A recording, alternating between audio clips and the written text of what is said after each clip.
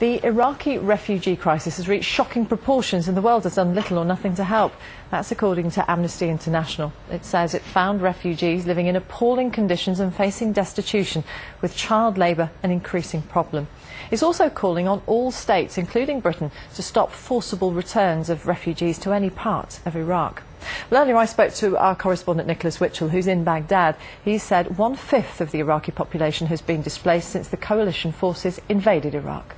Well, joining me now in the studio is Louise Moore from Amnesty International.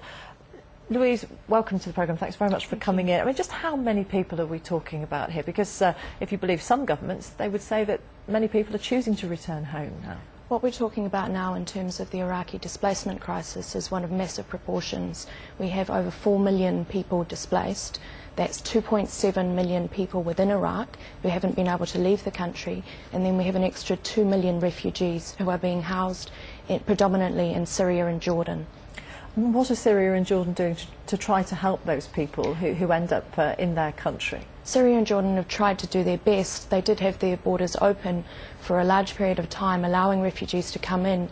Recently they have imposed visa restrictions because they have been left unsupported by the rest of the world. When we were doing research in Syria, speaking to government officials, they said the cost to their country was in the billions, and the international community has done very little to help with this.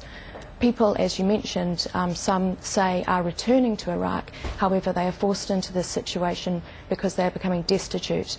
It isn't actually a voluntary return. They have no other choice. They are unable to work in Syria and Jordan, and some feel that the only choice they have left is to return back to Iraq, either temporarily to collect a pension or a food ration, or some go more permanently because they have no other choice. And those who are trying to avoid going back to Iraq, they're faced with some very difficult decisions, particularly with how they get their children to help support them. What are they doing? Exactly. As they're not able to work formally in Jordan or Syria, some families have made the very difficult decision to have their children working on the streets, selling, for instance, gum, maybe working in a factory. When I was there, I spoke with many children who wanted to go to school, but they were trying to help their families out by earning sometimes as little as $1 a day to try and support the family so that they could pay the rents, buy some food, be able to survive, basically. But your findings are very much at odds with what the Iraqi government is saying, or what Britain and the United States are saying, that the situation on the ground is improving and security is better. This is something we've addressed in our report as well, that many governments are trying to present a brighter interpretation of the situation in Iraq, but we strongly believe that the security situation, whilst there has been a slight improvement, is a very serious human rights situation. In the last year there was some improvement, but if we look at the figures of the number of Iraqis killed in, for instance, March and April this year, there were 2,000 Iraqis killed, many of them civilians. So what we're talking about is a very dire human rights situation within the country still, and we think that the reality needs to be recognised. It's not time for Iraqis to return home. It's not safe and it's not suitable. 13-year-old Yasid's job is tedious, lonely, and tough on his hands. Sometimes I get injured, and sometimes the hard leather causes me pain. It's pain he's had to endure since his father was killed 3 years ago. Insurgents stopped his taxi at gunpoint, shot him, and stole the car. With that, Yasir's childhood ended. When my father was around, we were happy. Then when he died, I had to start working as a shoemaker. The Iraqi government says that hundreds of thousands of children have lost one or both parents to violence, but there are no real reliable figures. Various aid organizations' estimates range from 1 million orphans upwards, forcing many children to drop out of school and find odd jobs in the streets. They risk being exploited by adults or becoming victims of the random violence for a few dollars a day. But there are no other options. In the harsh reality of today's Iraq, Yasid is considered lucky. He's still in school and has a job that keeps him off the streets. I go to class and return home at noon. I have lunch, rest for an hour, and then I work in the shop. The $4 he makes daily has to feed and clothe a family of 9, but his earnings don't go very far. Half a dozen eggs cost $1. I have nobody but you. You and God are helping me. Be a good student. You have to support your brothers. In Saddam Hussein's time, getting a basic education was free. In today's Iraq, the hardships of everyday life often make reading and writing a luxury. It's rare that Iraqi children get a chance to just be kids, and those who are orphaned are forced to choose between an education or feeding their families. Arwa Damon, CNN, Baghdad. Hussein is the angriest kid I've met in my life. His dad was killed by a car bomb, but he doesn't blame the insurgents who did it. He blames the Americans. He blames them for everything.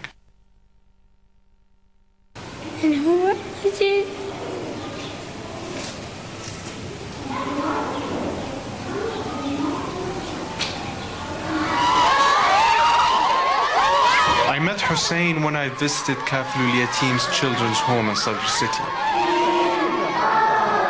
It's funded and run by Muqtada Sad's militia. You might find it strange that the militia runs an orphanage, but this is Iraq now. They look after 700 orphans here. Most of the children lost their parents in the sectarian violence that followed the US invasion. But in their own minds, the kids blame the Americans for everything. It's a good orphanage. The children are clean, well fed, and well indoctrinated by the mullah's propaganda. It was here that I met Hussein. I asked him about the day his father died.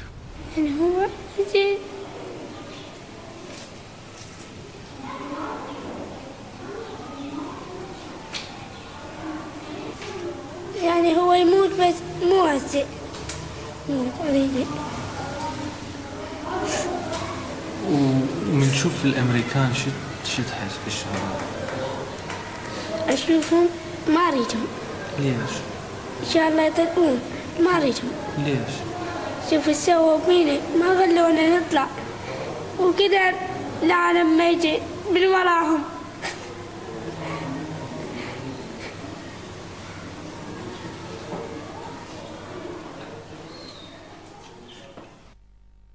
I also met Amr here.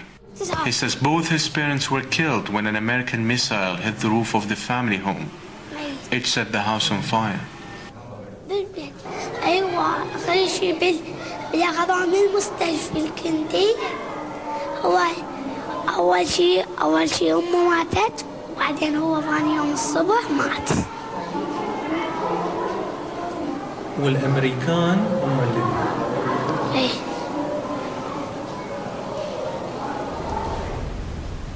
امريكان. ايه بس اشوفهم اطباء الجو اخاف. تخاف من الامريكان؟ ليش؟ ليش؟ خافا. ليش تخاف من الامريكان؟ خافا. ليش؟ اجي ما بيقتلوني. These little boys both believe that the Americans were responsible for killing their mother and father. It doesn't matter whether it's true or not. The hatred is enshrined in their hearts. The real disaster of Iraq will come when this generation, which only knows fear and sectarianism, and whose heroes are extremists, grows up.